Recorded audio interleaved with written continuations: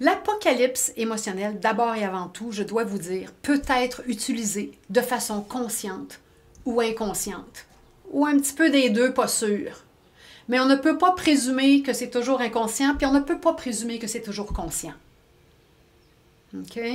Alors, des fois, vous allez le voir, là, je vais vous le décrire un petit peu plus, c'est comme, ah oui, ben oui, je vois bien que je fais ça. OK?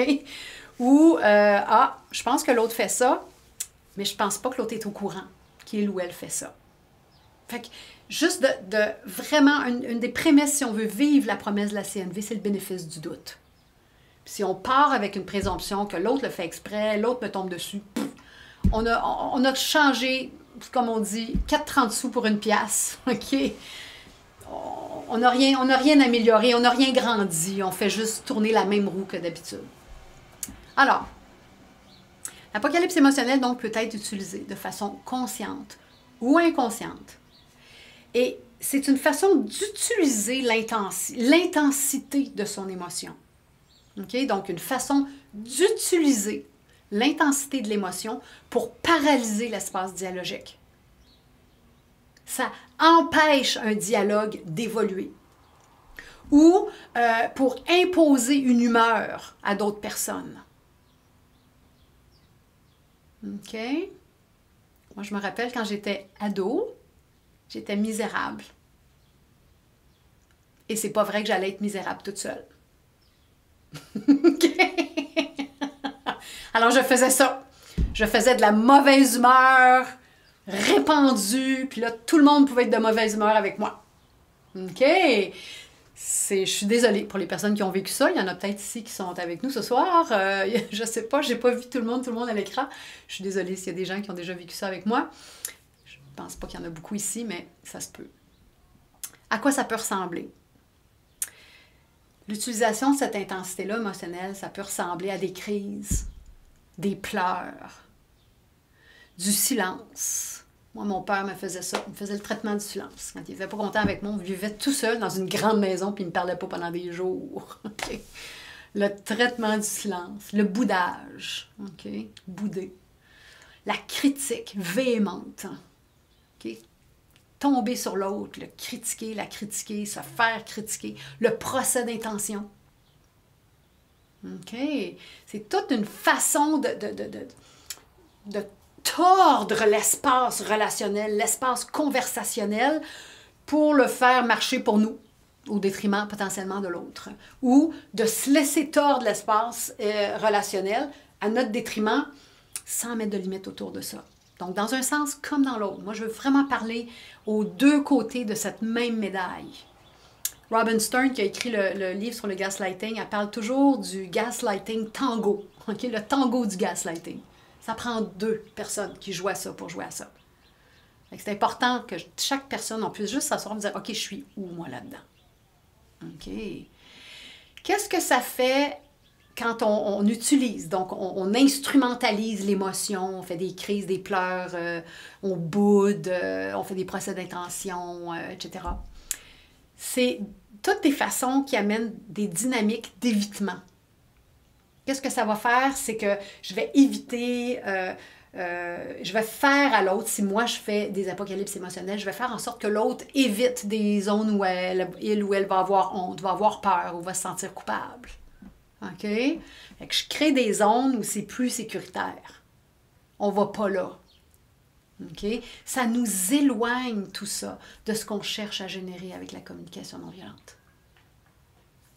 Donc, la communication non violente, il y a comme une espèce de piège à deux faces là-dedans. OK? Il y a comme une présomption que parce qu'on est dans un contexte bienveillant, dans un contexte de CNV, parce qu'on est dans cette culture de la bienveillance, bien, s'il y a des gens qui sont en présence, qui connaissent la CNV, bien, parce que je vis une émotion, ils doivent l'accueillir. Au fur et à mesure que je vis des choses, parce que je suis avec des CNVistes, des gens qui pratiquent cette façon d'être-là, ils ont comme l'obligation, et moi je me promène avec cette attente et cette expectative que les gens accueillent toutes mes émotions au fur et à mesure que ça passe. Ça, c'est un des pièges. OK?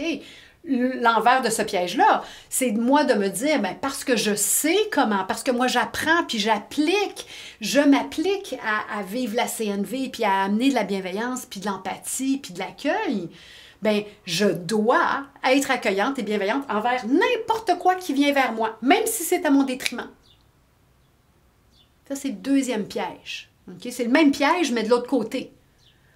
D'avoir cette attitude que tout le monde doit m'accueillir parce qu'ils sont CNVistes. Puis de l'autre côté, c'est comme, parce que moi, j'apprends ça, je suis obligée de tout.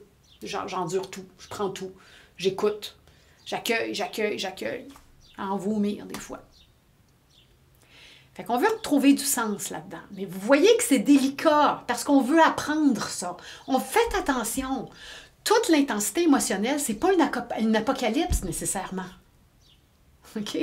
Dans cet apprentissage-là, on veut apprendre. On apprend à composer avec des émotions intenses. Ça fait partie de la joute. On apprend même à s'exprimer avec intensité. On ne veut pas devenir ce que Marshall appelait nice dead people. Des personnes gentillement mortes. Non. On n'est pas là pour cultiver de la gentillesse. Les gens, ils pensent que parce qu'on apprend la CNV, on va toujours parler doucement. Non, pas nécessairement. On va parler responsablement, par exemple. Et on va réellement créer des espaces de dialogue où l'autre va avoir envie de s'amener avec sa vérité.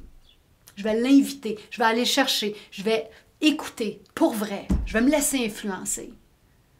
Mais je ne vais pas nécessairement toujours être gentille et douce. Ben non, pas nécessairement. Alors, on veut amener plus de puissance, plus de vérité, dans plus de bienveillance. Et en même temps, on ne veut pas tomber dans ce que moi j'appelle le piège, la tyrannie de l'émotion. Oh, aussitôt que quelqu'un vit quelque chose, on arrête tout. Puis là, on écoute jusqu'à temps que ça aille mieux. Peut-être. Et peut-être pas. Peut-être que ça ne se prête pas au contexte. Peut-être que j'ai vraiment pas l'élan. Peut-être que c'est pas du tout ça le lien qu'on a. Peut-être que j'ai pas le temps, je suis pas disponible, je me sens pas du tout disponible pour ça. Peut-être que j'avais d'autres sujets sur la table, puis que là, je suis en train de partir ailleurs, puis je n'ai pas donné mon accord. Moi, pour ça, c'est pas ça la conversation qu'on est en train d'avoir en ce moment. Alors, je veux juste qu'on tienne tout ça avec discernement.